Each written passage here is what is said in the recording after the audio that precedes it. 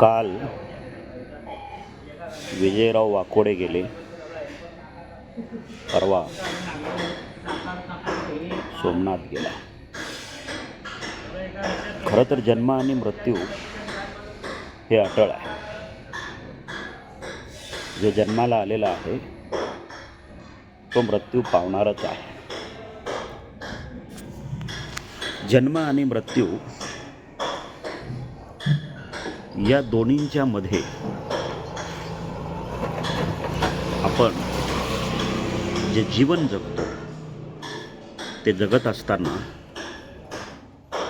कुठल्या मार्गानं जगतो, कुठल्या पद्धतीनं जगतो, कुठल्या नीतीनं जगतो, कुठल्या तत्वानं जगतो, कुठलं तत्वज्ञान अंगीकारतो आणि कुठल्या तत्वज्ञानातून आपला कल्याण होईल याची शिकवण भविष्यातील पिढीला देतो, यावर खरं तर चळवळीचं भविष्य अवलंबून असतं. बाबासाहेब आंबेडकरांच्या नंतर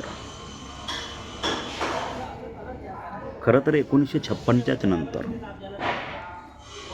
बाबासाहेब आंबेडकरांना समजू न शकलेली लोक, रिपब्लिकन पार्टी ऑफ इंडिया असेल किंवा दी बुद्धिस्ट सोसायटी ऑफ इंडिया असेल किंवा समता सैनिक दल असेल, ह्या सगळ्याच लोकांनी एक प्रकारे त्यांचं स्वतःचं एक वेगळं फॉर्मॅट निर्माण केलं जे बाबासाहेब आंबेडकरांनी मांडलं नव्हतं किंवा बाबासाहेब आंबेडकरांनी ते प्रेझेंट केलंच नव्हतं. बाबासाहेब आंबेडकरांची जी चळवळ होती ती मुळात व्यक्तिकेंद्रित चळवळ होती, मानवी कल्याणासाठी काम करणारी चळवळ होती.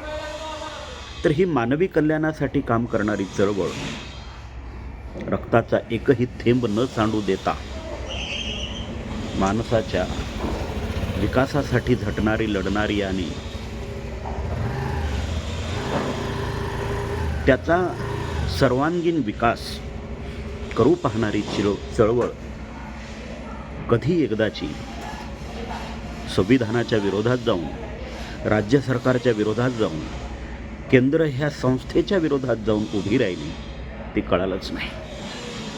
मग ती पॅन्थरच्या रूपाने असेल किंवा दलित पॅन्थरच्या रूपाने असेल, ही चळवळ कम्युनिस्टवाद्यांकडे झुकल्या गेली. माओ, लेनिन, स्टॅलिन यांचा प्रभाव त्या चळवळीवर पडल्यामुळे बाबासाहेब आंबेडकरांची सनदशीर मार्गानं चालणारी जी चळवळ आहे, जी संसदीय लोकशाही मांडणारी चळवळ आहे, ही चळवळ हळूहळू का होईना आपल्या लोकांमधून लुप्त होत गेली. त्याचे परिणाम आज आपण भोगतोय. मराठवाडा विद्यापीठाला बाबासाहेब आंबेडकरांचं नाव द्यावं ही जरी भावनिक साध असली तरी तिला संसदीय मार्गानं लढण्याचा जो मार्गक्रम होता, ज्या संसदीय मार्गानं लढण्याच्या ज्या स्टेप्स होत्या त्या आंदोलनामध्ये नव्हत्या. बाबासाहेब आंबेडकरांनी 1950 पासूनच, माझ्या मते 47 पासूनच निवडणुका लढण्याचं जे तंत्र सुरू केलं होतं, खरं तर ते प्रतिनिधित्व मिळवण्यासाठीचं तंत्र सुरू होतं. आपल्या लोकांनी त्याकडे सुद्धा फार मोठ्या प्रमाणामध्ये पाठ फिरवली. 1919ला बाबासाहेब आंबेडकरांनी सायमन कमिशनच्या समोर जी साक्ष दिली होती की आम्हाला पार्लमेंटमध्ये प्रतिनिधित्व द्या, आज जवळपास 1919 ते 2019 100 वर्ष पूर्ण होऊन गेलेली आहेत. 1919लाही आपलं पार्लमेंटमध्ये कोणी नव्हतं, विधिमंडळांमध्ये नव्हतं, आणि आज 2024 उलटला आहे तरीही विधिमंडळांमध्ये, पार्लमेंटमध्ये आपलं दुःख मांडणारी जी लोक आहेत ती लोक आपण पोहोचू शकलो नाही. बाबासाहेब आंबेडकरांची चळवळ व्यक्तीकडून ती घराण्यावर केंद्रित झाली, ती घराणेशाहीवर केंद्रित झाली, ती हुकुमशाहीवर केंद्रित झाली, आणि याचाच फायदा घेऊन समोर आलेल्या नेत्यांनी लोकांना अज्ञानात ठेवून त्यांना लोकशाहीची तत्व, मूल्य आणि निष्ठा कळूच दिली नाही. बाबासाहेब आंबेडकरांचे गुणगान गाण्यातच आमची 60 वर्ष निघून गेली. बाबासाहेब आंबेडकरांच्या कर्तृत्वाकडं, बाबासाहेब आंबेडकरांच्या ध्येयाकडं, बाबासाहेब आंबेडकरांच्या उद्दिष्टाकडं, बाबासाहेब आंबेडकरांनी घडवलेल्या भारताकडं पाहण्यासाठी आम्हाला वेळच मिळाला नाही. बाबासाहेब आंबेडकर आम्ही आत्तापर्यंत कधी अनुसरलाच नाही. बुद्ध आमच्यापर्यंत आत्तापर्यंत कधी आलाच नाही. बाबासाहेब आंबेडकरांच्या अगोदर आमच्याकडं लेनिन, माओ, स्टॅलिन, मार्क्स पोहोचला, पण बाबासाहेब आंबेडकर पोहोचले नाहीत. त्यामुळं चळवळीची माती झाली. प्रत्येकजण उठतो स्वतःला पॅन्थर म्हणून. पॅन्थर ही मुळात बाबासाहेब आंबेडकरांची चळवळ आहे का? पॅन्थर ही मुळात बाबासाहेब आंबेडकरांची चळवळ आहे का? तर नाही. पण इथं जो नेरेटिव्ह तयार करण्यात आला बाबासाहेब आंबेडकरांची चळवळ उद्ध्वस्त करण्यासाठी, तो सर्वात मोठा नेरेटिव्ह जर कोणता असेल तर तो दलित म्हणून आम्हाला आजपर्यंत वागवण्यात आलं आणि आजही वागवलं जातं आहे. ज्या डॉक्टर बाबासाहेब आंबेडकरांनी बौद्ध ही आम्हाला वैश्विक ओळख दिलेली असताना दलित म्हणून आम्हाला वागवलं जातं आहे. आम्ही दलित आहोत असं सांगितलं जातं आहे, दलित आहोत असं बोललं जातं आहे, दलितासारखंच आमच्यासोबत वर्तन केलं जातं आहे. म्हणून आम्ही त्या दलितत्वातून बाहेर यायलाच तयार नाही. दलित म्हणूनच जगायला आणि मरायला आज आम्ही तयार झालेलो आहोत. दलिताचं जे जीवन आहे हे रस्त्यावरचं जीवन आहे. पार्लमेंटमध्ये त्याचं जीवन नाही, विधिमंडळात त्याचं जीवन नाही, कायदेमंडळात त्याचं जीवन नाही. त्याचं जीवन रस्त्यावरच आहे आणि त्याचं मरणसुद्धा सोमनाथ सूर्यवंशीसारखं, विजयराव वाकोडेंसारखं रस्त्यावरच आहे. त्यामुळं हे रस्त्यावरचं जगणं आणि रस्त्यावरचं मरणं आता सोडून दिलं पाहिजे. बाबासाहेब आंबेडकर कधीच रस्त्यावर जगले नाहीत आणि त्यांचं महापरिनिर्वाणसुद्धा रस्त्यावर झालं.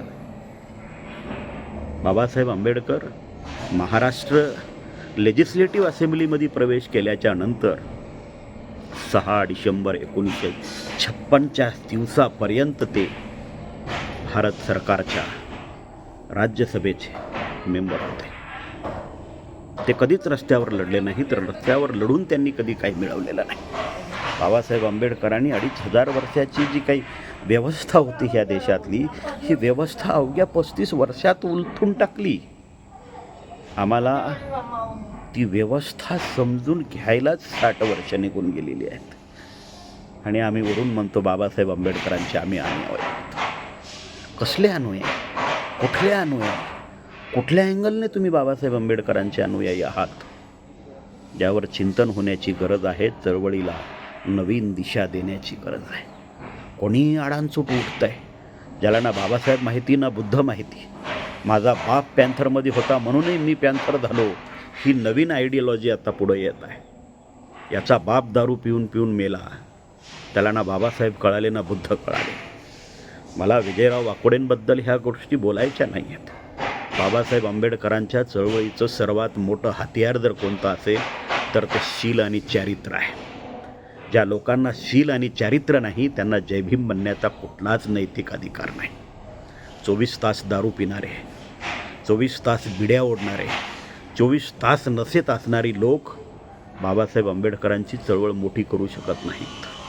ती वाढवूसुद्धा शकत नाहीत, पण तिला उद्ध्वस्त मात्र नक्कीच करू शकतात.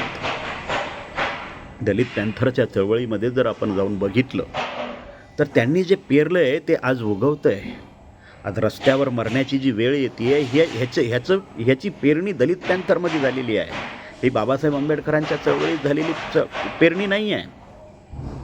त्यामुळं घरात बसून बोलणे, घरात बसून लिहिणे, घरात बसून वाचणे, घरात बसून शहाणपणा शिकवणे बंद करा असं म्हणणाऱ्या लोकांना मला सांगणं आहे, रस्त्यावर उतरून तुम्ही स्वतःचं मरण स्वतः ओढवून घेताय.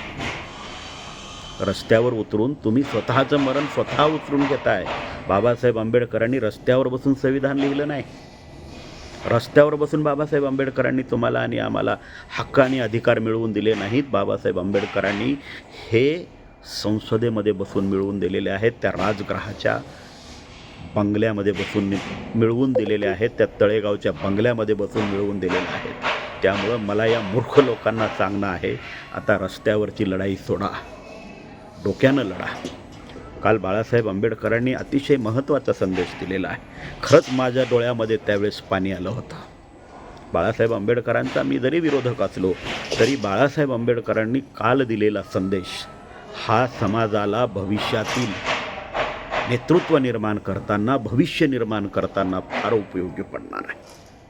त्यामुळं समाजामध्ये वाढलेलं व्यसनाधीनतेचं प्रमाण, अज्ञानाचं प्रमाण, अशिक्षिततेचं प्रमाण, बेरोजगारीचं प्रमाण, ह्या सगळ्या गोष्टींवर कुठंतरी चिंतन होऊन पुन्हा एकदा नवीन ध्येयानं एखादा उच्च शिक्षित नेता पुढे येऊन किंवा तरुण पुढे येऊन या चळवळीला बुद्ध आणि बाबासाहेब आंबेडकरांच्या मार्गानं संसदीय लोकशाहीच्या शिखरामध्ये नेऊन पोहोचवण्याची गरज आहे. स्मशानभूमीमध्ये नाही. आपली जागा रस्त्यावर नाही, आपली जागा स्मशानभूमीमध्ये नाही, आपली जागा चितेवर जळण्यासाठी नाही रे. आपली जागा या देशाच्या विधिमंडळामध्ये, या देशाच्या संसदेमध्ये, या देशाच्या कायदेमंडळांमध्ये आहे. आणि ती जागा काबीज करण्यासाठी पुन्हा एकदा नव्याने या राज्यातील बौद्ध तरुणांना संघटित होऊन नवीन लढा उभारण्याची गरज आहे.